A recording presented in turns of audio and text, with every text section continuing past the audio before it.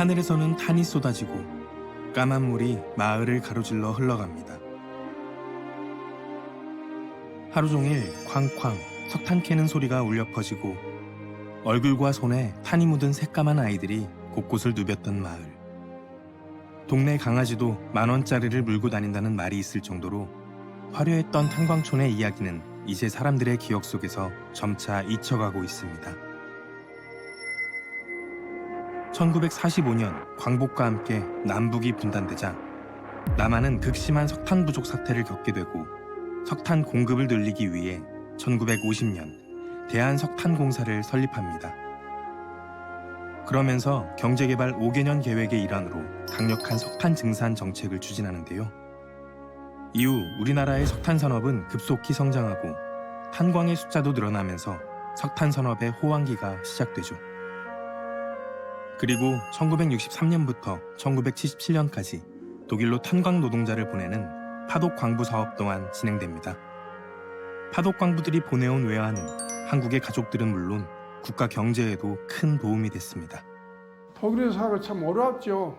왜냐하면 고국 생각나고 처자식 생각나고 나는 그때 3남매 나놓고 왔어요. 그래서 저는 지하 1000m 막장에서 캄캄하고 위험하잖아요. 그래도 내가 몸이 아프고 괴로워도 조국에 애아를 보내야 된다는 그 사명감 때문에 몸이 아파도 참고 견딜 수밖에 없었습니다. 석탄 산업은 우리나라 경제 발전의 든든한 기반이 되었고 석탄을 캐는 광부들은 조국 근대화의 선봉장이자 산업 전사로 불리며 국민들로부터 존경과 예우를 받았습니다. 하지만 1980년대 중반부터 연탄 소비가 크게 감소하면서 석탄 산업 합리화 정책이 추진됐고 그에 따라 전국의 탄광들도 하나둘씩 폐광됐는데요. 그리고 2025년 6월 마지막 국영 탄광인 도계광업소가 폐광합니다. 폐광을 앞둔 도계광업소를 찾아가 봤습니다. 이곳은 도계광업소 도계갱 들어가는 갱구입니다. 도계광업소는 동덕갱, 중앙갱 통합 이전의 흥정갱 이런 여러 개의 갱구가 있었는데 그중에 핵심이고 도계광업소에서 마지막까지 생산을 유지했던 도계갱입니다. 여기가 해발 400m인데요. 지하로 650m 이상 내려갑니다. 그러니까 바다 해수면보다 250m 이상 내려가서 생산이 이루어졌고요. 도계광업소가 폐광되면 우리나라 석탄의 시대는 막을 내리게 됩니다. 과거 탄광이 문을 닫은 폐광촌은 점차 주민들이 떠나며 쇠락해 갔는데요. 과연 폐광촌에도 미래가 있을까요? 하지만 여기 폐광촌의 기적을 쓴 마을이 있습니다. 강원도 정선군 고안읍 고안리.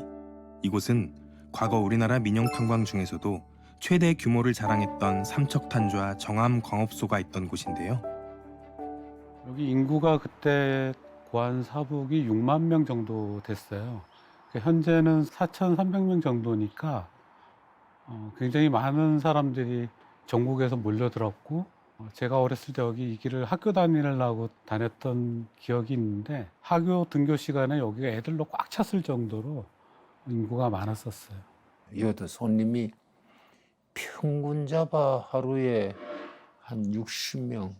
그때는 돼지고기를 이제 식육점 같은 데 파는 데서는 강산에 일 댕기는 사람들 회식할 때 막 단합으로 와서 먹고 이러거든.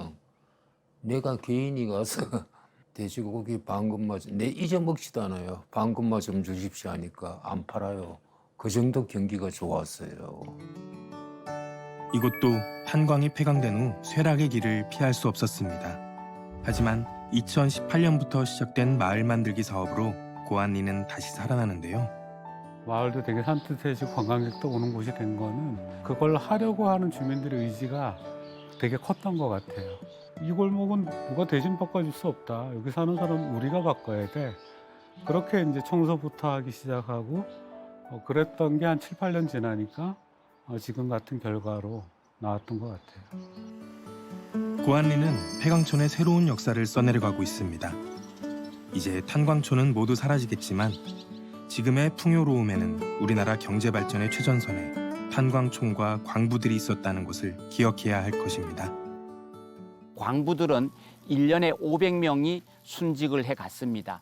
이런 희생 속에서 국가의 산업 에너지원을 위해서 국가가 유도해서 국가가 요구해서 일으켰던 산업입니다. 그래서 광부의 희생을 기억하고 산업 전사를 기억하고 그러기 위해서라도 석탄 산업 시설은 보존되어야 합니다. 우리나라가 60년 전에는 세계에서 가장 가난한 나라였어. 근데 우리가 독일 가서 그 라인강 기적, 라인강 기적을 한강 기적으로 만든 역사적 증인들입니다. 파독 강부 간호사, 간호조무사들이. 그래서 우리 젊은 사람들한테 우리 후손들이 우리나라가 라인강 기적이 한강의 기적으로 만든 과정, 원인이 어디에 있었는가 이걸 인식을 다시 했으면 좋겠다. 그런 바람입니다. 탄광촌 사람들은 탄광에 출근하는 아들, 남편, 아버지가 다녀오겠다고 인사를 하면 살아서 돌아오길 기도했습니다. 그렇게 광부들은 매일매일 목숨을 걸고 갱도에 들어가 가족들이 추운 겨울을 날 수 있는 연탄을, 어두운 밤을 밝힐 전기를 만들어줄 석탄을 캤습니다. 이제 석탄 시대는 저물었지만 탄광촌의 이야기와 광부들의 희생이 오래도록 기억되길 바랍니다.